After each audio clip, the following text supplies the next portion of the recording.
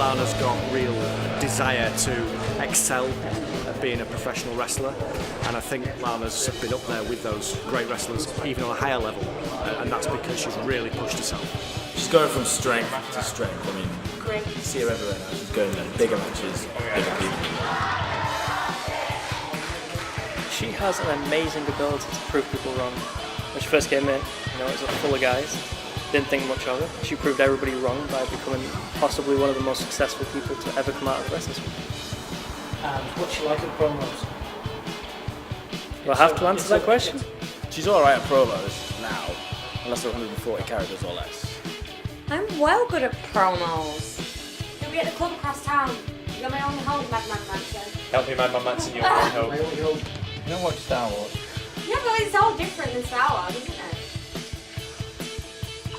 Females are just inferior at cutting promos. That's why they get paid less.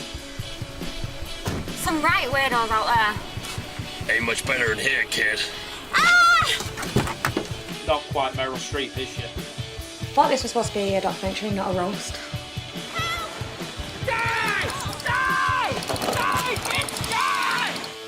I'll stop playing bloopers if you tell me about your audition for British Boot Camp. Fine, I'll tell you. So, there's like Al Snow, Gail Kim, and Samoa Joe, who are all like big stars. So, I was dead nervous to begin with. And Al Snow's like, tell us about yourself then. And I was like, well, I've got 3 kids. And Gail Kim were like, how are you going to wrestle with 3 kids? So, I was like, my mum look after them when I've got shows and that. But then she was like, so you're alright being apart from them? And then I started to get dead upset because I felt like because I was a woman and I had children, I was getting grilled for being a mum and trying to have a career as well. I think in the end, I just said something well lame like, Gail Kim, Saturday night, I'm going to get in the ring and I'm going to kick your ass. Can we please talk about some of my good stuff? When she first came in the door at GPW, she was the only girl in the place. All the guys had barely even seen a girl before, and here she comes in and they're expected to get up close and personal, There's no shortage of volunteers for the body scissors or a bear hug. But she stuck with the boys, she went rough and tumble and matched them every step of the way and kicked them in the face when she needed to. Once she started going, she started warming up, she started doing all the stretching, all the squats, all the press-ups. I mean, she couldn't do the press-ups at first, but eventually she got there. There's exercises, you've got to do squats. You've got to do squats with a chop to the chest. You've got to do sit-ups, back raises, running the ropes. She would have done shoot fighting as well. What exactly is shoot fighting? Shoot fighting is the real struggle. It's actually getting in there and trying to grapple the other person down, either to choke them out or make them submit, or getting their shoulders on the mat. It's harder and a lot more time than it looks. So Lana would have faced some of the men on the mat? Oh yeah, everybody faced everybody. It's just the way it was. Did she ever beat you? I think she beat Voodoo once or twice. Yeah, because we were rinsing him about it when it happened. You wouldn't know where he happens to be at the moment. You just sort of track him down, maybe get an interview. Well, you'd struggle with that, mate, I think. No one's seen him. I think he's in China. What? No, that never happened. That's a lie. It was hard. It was harder than I thought it was going to be. When we did it in the back garden, we were just like hitting moves and stuff. And then when we got to training, then we learned that there's a structure to every little detail. I remember my brother booked the ring just to learn me how to back bump because I just couldn't throw. My brain wouldn't let me throw my body back. So to think that I've gone from there to not even thinking about it when I bump now it's a bit weird. What was it like being the only female there? When my brother was there, it was okay, because my brother would tell people to stop treating me like a girl. Like, there was times where people refused to work with me because I'm a girl. I'd get left out because I'm a girl. I think I got laughed at because when I tried to make selling noises, everyone said it sounded like I was having sex. So Lee was a big support for me, but when he broke his leg and left, then I just felt very isolated and on my own.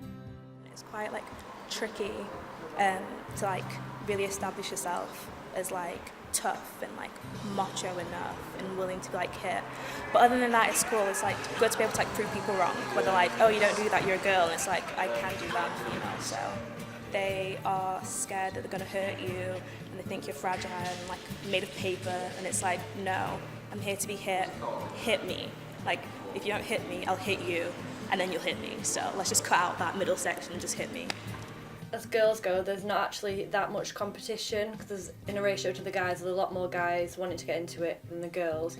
But in the other sense, on a match card, the guys might have 6 matches on the show and the girls would have 1, so you're competing for that 1 slot on a show essentially. As a male, there's plenty of opportunities to get involved. You could be ring crew, ring hand, commentator, referee. As a female, as a trainee, maybe you would do the raffle tickets, but as far as an on-screen spot, it would be a wrestling valet. And really, I don't even know what the difference would be between a wrestling manager and a wrestling valet. A manager is there to look after his client's finances, his bookings, his accommodation. I'll even get you a good divorce lawyer.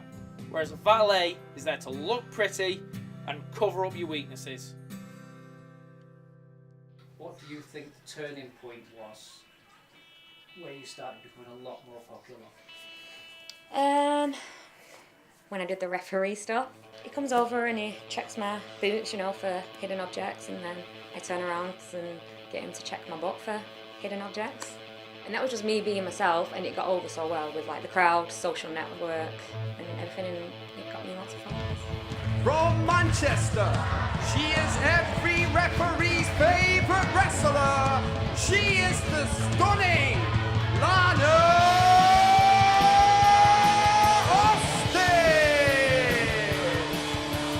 I think women's independent wrestling can only go from strength to strength because there will be a new generation of girls coming into the industry who are going to be inspired by the people that have made it.